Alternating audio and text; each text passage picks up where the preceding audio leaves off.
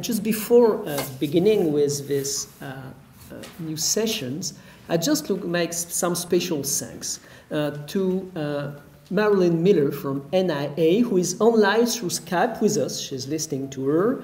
To Yves Joannette Ver, who is from the Institute of Aging of the CIHR from Canada, and to Magali Haas, who is involved with the One Mind initiatives, and all these people coming from abroad. And thank you for participating. And as you have seen, we want to open up clearly these collaborations.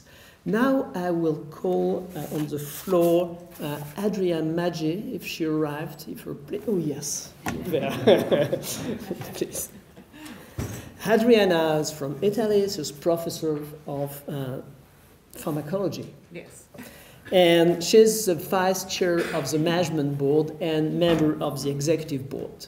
Thomas Gasser, you already know him. This is our chair of the scientific advisory board. Edvard Beem, Edward, to come there. Edward from Netherlands, who is a member of our executive boards. Enda, Connolly, from the HRB, member of the executive boards.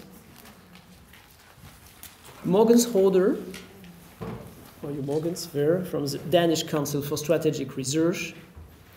And Rob Buckle from the Medical Research Council.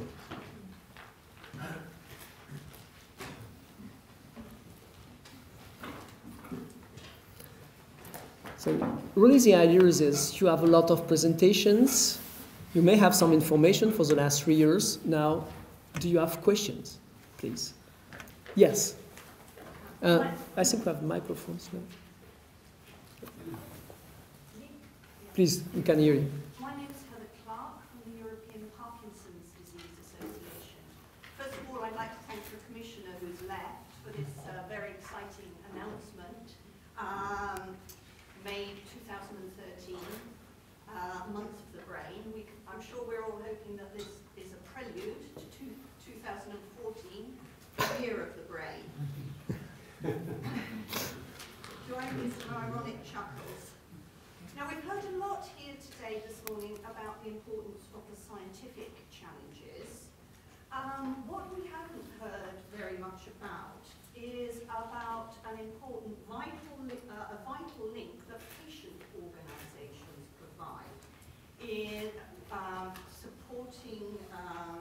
supporting carers, families, and people with neurodegenerative diseases themselves. I'd like to ask how JPND is going to build that into their programs.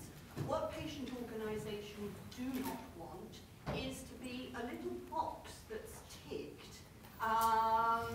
You know, oh yes, we consulted them 2 days before we put in the application. Yes, we better consult them, the patient organisation, so we can tick a box.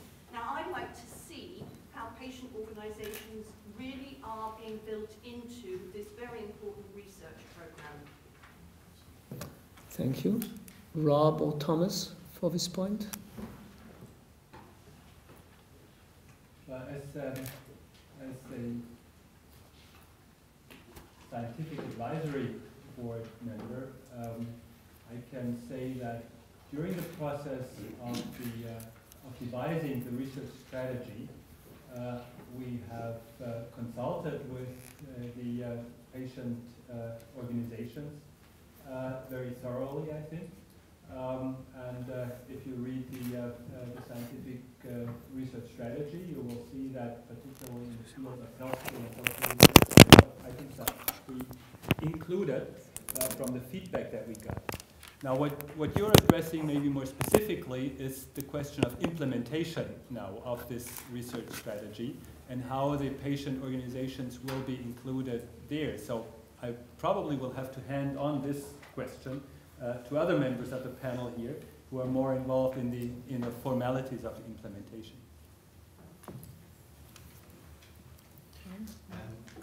With responsibility for communication, dissemination and engagement lies with the group that I'm involved with and I think it's important I think I'll make a couple of comments. First of all, we envisage, and it's stated here in the enabling side of the strategy, that there will be a very extensive and structured approach to engagement of with all stakeholders, including patient and carer groups.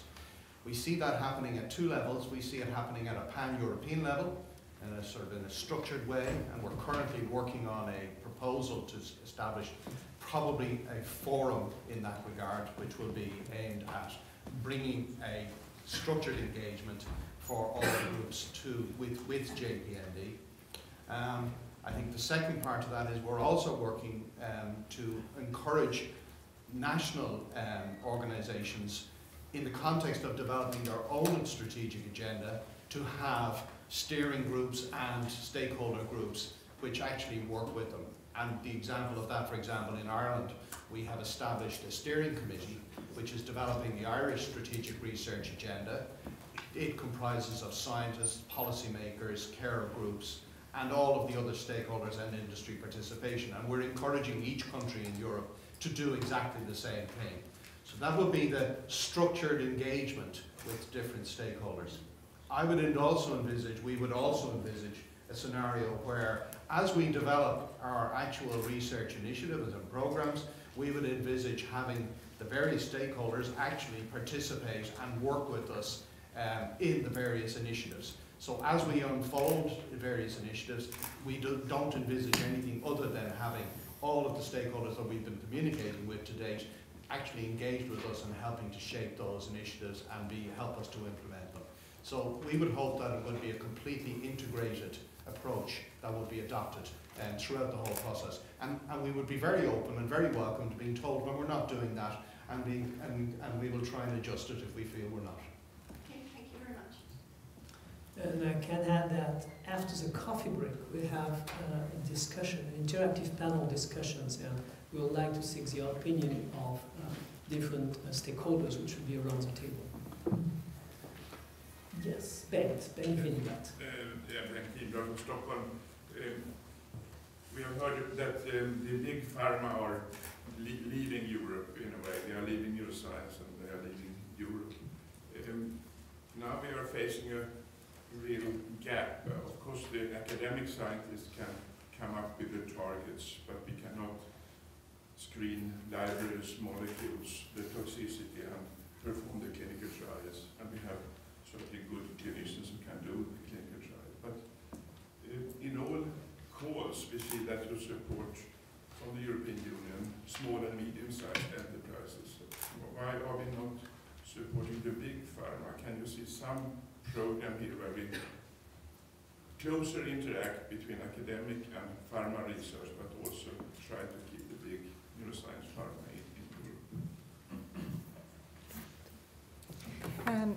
During our consultations, we had also a consultation with all the big pharma. And you're right, big pharma are not interested anymore in neurodegeneration because they don't see any result. They are really afraid of the fact that they are putting a lot of money into this type of research and they do not have drugs yet. What I think Thomas mentioned is that perhaps this is for us a very good opportunity to start a collaboration. What we found discussing with them is that they are very much interested in collaborating with us. They are really much keen to provide funds to us to generate new animal models, new cell models, where they can test their drugs. The point is that they need a very well standardized system, very well tested system. They tried to develop them at home, but obviously the approach they had was in each company they were generating 1, 2, 3 models, and the approach was not an holistic project. They see in JPND an opportunity also for them to have a large group of scientists working on the generation of these models that they can be given to them, or we can work together in order to screen their drugs and so on and so forth. So certainly we have to work in close contact with them and try to develop programs with them. We are trying to tackle this in our working groups now, in the implementation working groups. Certainly it's not easy because we have to make up new strategies to collaborate with them. And whenever you do something new and you do it with big companies, it's not easy. But certainly this is a challenge that we have in front of us and we have to take it. There is no doubt about that.